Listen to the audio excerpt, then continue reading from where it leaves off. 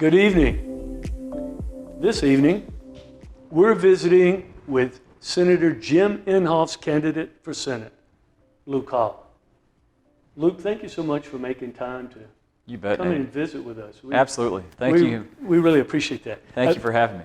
A little bit about Totem, top of the morning. Yeah.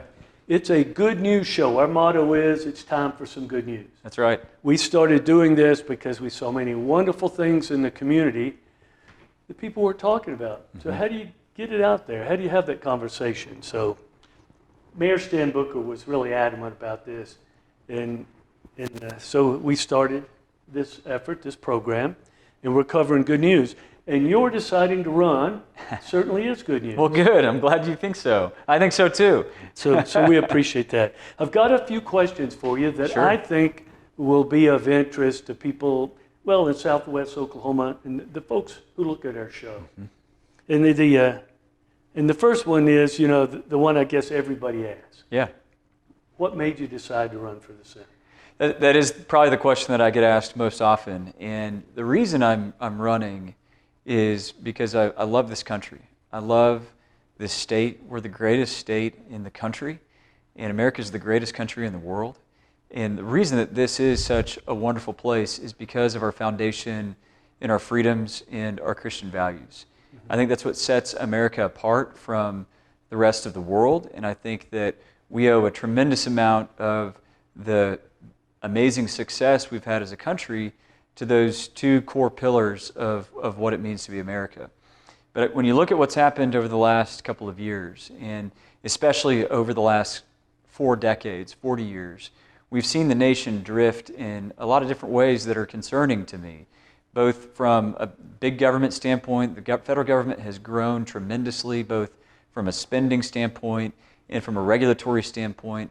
And those things are stifling the freedoms that we have long enjoyed in this country. So those are under threat. And anything about our values. When I think about Christian values, I think about things like integrity and hard work and loving your neighbor as yourself. And I really think that the Lord cares about how we organize our society. And I think He blesses us when we do it in a way, and it blesses other people when we do it in a way that fits with His design. And so those are the things that I want to restore to this country, and that's why I'm running, because I think that I can do that and be a good part of that process. Okay, thank you for sharing that. You've been endorsed by Senator Inhofe. Yeah. So how big an influence was he in your running? You know, Jim has been an incredible influence in my entire life. You know, I've worked for him as his chief of staff for 5 years, and watching him serve the people of Oklahoma, and I emphasize the word serve because this whole job of being a senator is truly just to serve the people of Oklahoma. It's to understand what Oklahoma needs, it's to understand the core things that Oklahoma believes, and then to advocate for those effectively, I'll add, effectively advocate for those things in the Senate. And the fact that I've seen Jim do that so effectively and with such humility, and it's an incredible role model. He's an incredible role model, if you will, for what a senator should do and how a senator should act and what a senator should stand for. And so the fact that I've been able to watch him do that, and the fact that he's endorsed me to succeed him, my hope is that I can carry on the same quality of leadership and integrity and humility that he's had. So he had a tremendous influence on me. That's a wonderful endorsement of Senator Inhofe. Can't think of a better one.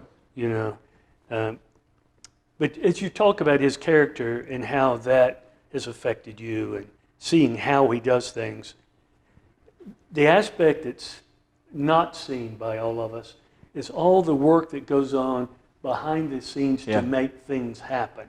Right. There's a lot to know about how things run in D.C. That's right. And how to get things going. And I'm leading up to a question here. Most of our viewers don't understand what a chief of staff does. Sure. Would you please share a little about that? Yeah, sure. As chief of staff, I was primarily responsible for developing the staff, so hiring, finding really talented people. There's a lot of different jobs that a senator has to do. Both, he's on different committees. Obviously, Senator Inhofe's been on the Armed Services Committee for a long time, and there's a whole staff that supports him in that work.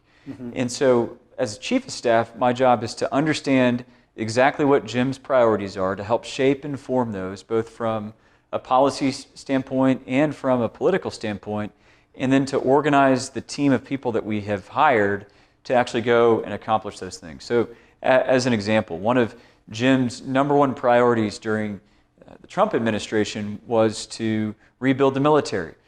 The Obama administration cut military spending by 25% during the last 5 years when you adjust it for inflation. And it left us with a hollow force. You look at things like our artillery that we know so well here at Lawton Fort Sill was totally falling behind from a modernization standpoint compared to our rivals in Russia and China. And so what we did with President Trump was we really started to focus on rebuilding the military. We increased defense spending tremendously during that time. And we really stuck to what the bipartisan National Defense Commission said that we need to do to keep pace to ensure we can beat Russia and China in a war, which is an increase of 3 to 5% a year on top of inflation. We did that with Trump. It was 4 years worth. It went really well. But now that we're under the Biden administration, we're seeing the same pressures that Obama showed. And so as chief of staff, I was instrumental in crafting the strategy with the White House to actually get that done. And we got it done with the Trump administration. One of my highlights of working for Jim was the first signing ceremony that Trump had when like weeks after he became president, was to sign a bill that I had written and passed into law. And so it was to withdraw an oil and gas regulation that President Obama had passed at the very end of his administration. And so it's really a job that's very strategic. It's one that's trying to see around corners. It's one that's managing a team, but also having a very familiar and intimate knowledge of what the needs of communities like Lawton, Fort Sill are. Yeah. And then actually getting them done. Yeah. The FISTA is we could talk about the FISTA if you want. Yeah, we absolutely have to talk about the FISTA. I've heard it said many times that an elected official is only as good as his or her staff. And you were the chief of staff, and it was your job to make sure that was true. Right. So going back to what you said earlier, when Senator Inhofe is doing very well and getting so much done, behind him there's a staff working hard to make that possible. That's right. And you did that, and obviously the senator was impressed by that. I guess so. Or he would not have endorsed you, and that's not lost on us either. You mentioned the FISTA, and since you brought it up, Senator Inhofe and his staff worked hard for the FISTA from the point it was a notion. When we came to D.C. to ask for help to get the two fires cross-functional teams. That's right. Big deal. You all understood it. That's right. You knew how important that was. We had to steal them from Shelby, but we did it. From Alabama. Our friends in Alabama. That's right. That's right. To make that happen, and we knew having that happen, then it was possible to have a FISTA. That's right. And then you followed the FISTA helping out with programmatic requests and all of that. And I just preface the question with that to give credit for all the work that's been done. Yeah. In your view, what is the future of the FISTA? Well, when you look at what's happening at Lawton Fort Sill right now, and especially with the FISTA, and the way that it's attracting not just defense contractor jobs, but high-tech R&D defense contracting jobs. Those are the jobs that are thinking about what are the next things that we're going to do for the warfighter, for the military. We know what we have now. We need more of what we have now, but we've always got to be investing in the future. And in the United States of America, we have the most creative and capable people in the world. And they're always dreaming up great new things that we can be doing to make sure that we have the best capabilities of anyone in the world. And that's across the board, but including with the military. And so with the FISTA and what it is becoming, and you've got our universities that are all working together now and opening up facilities here at Lawton Fort Sill for the first time. And it's all about serving the warfighter and enhancing their capabilities. And so when you think about where Lawton Fort Sill is today and what the FISTA lays as a foundation for additional R&D, high-tech jobs to come here, Lawton Fort Sill starts to look a lot like Huntsville in Alabama. And I'm joking about taking things from Alabama, but we've really looked to Huntsville as a model for what Lawton Fort Sill can be in the future. And I think that we're on the cusp of seeing a real strong growth period here in Lawton Fort Sill. And as your next senator, that's something that I want to be putting as much gasoline on the fire of as I possibly can. Yeah, there's been great collaboration between Senator Inhofe and Senator Shelby. Yes, great partnership. And I can tell you, this community has benefited from the support of Huntsville so much. Yeah. And that's been a kind of a fun thing to watch too. Yeah. There's the STEM consortium that stood up here is another impact.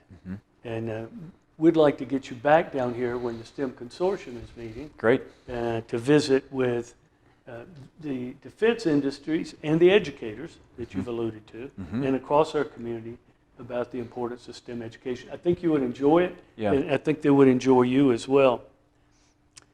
I would enjoy that. Yeah, let's do it. We will do it. What do you see as, you talked about a little bit earlier, but what do you see as the most serious challenges facing America today?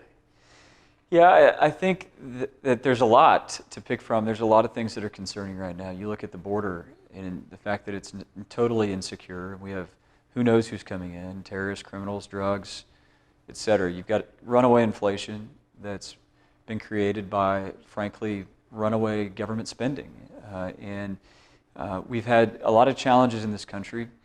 When I think about our biggest foreign challenges, it's China. China's our biggest threat long term.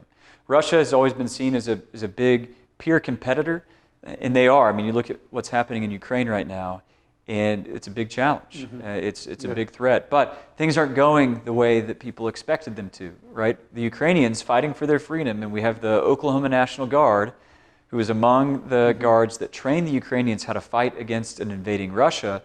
They're fighting far more capably than we expected them to, and because of that, Putin is not making the gains that he expected to. China's a different story. We've had a trade deficit with China for decades.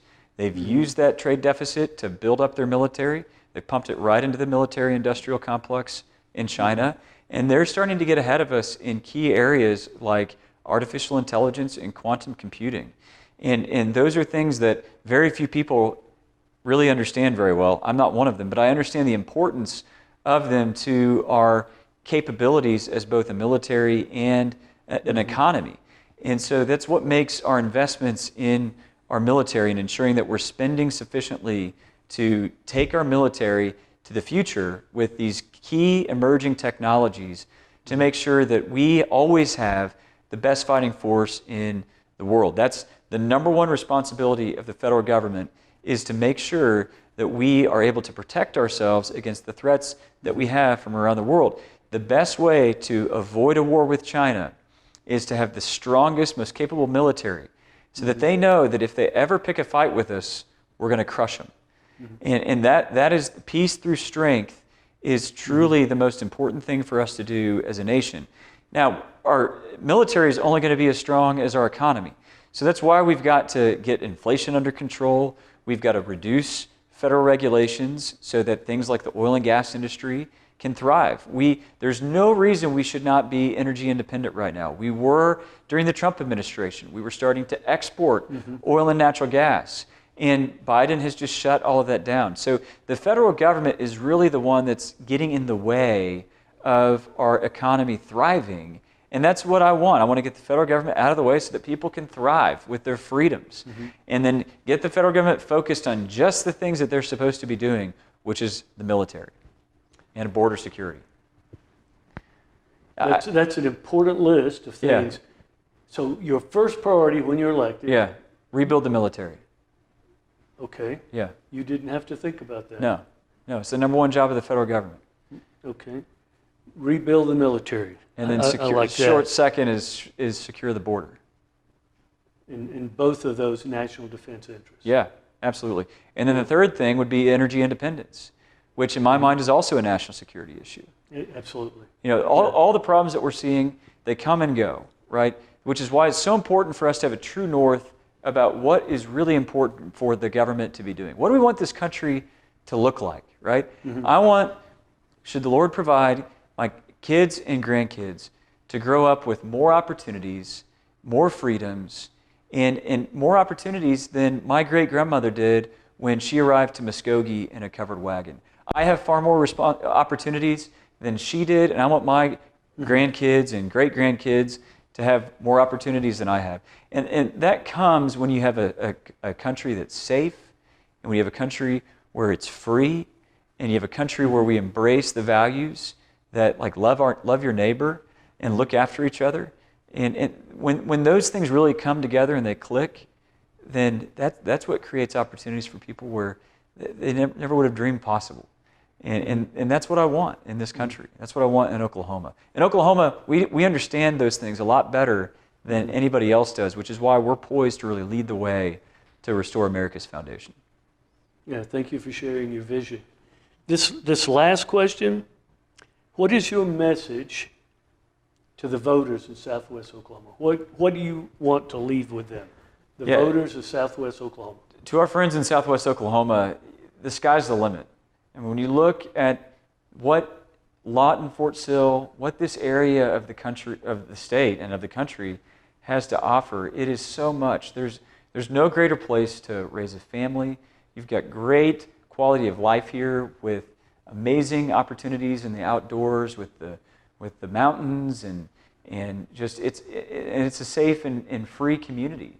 And with the great economic opportunities that are coming as a result of the base here with Lawton, Fort Sill, and with the FISTA going to, everything's just on the cusp of getting to the next level.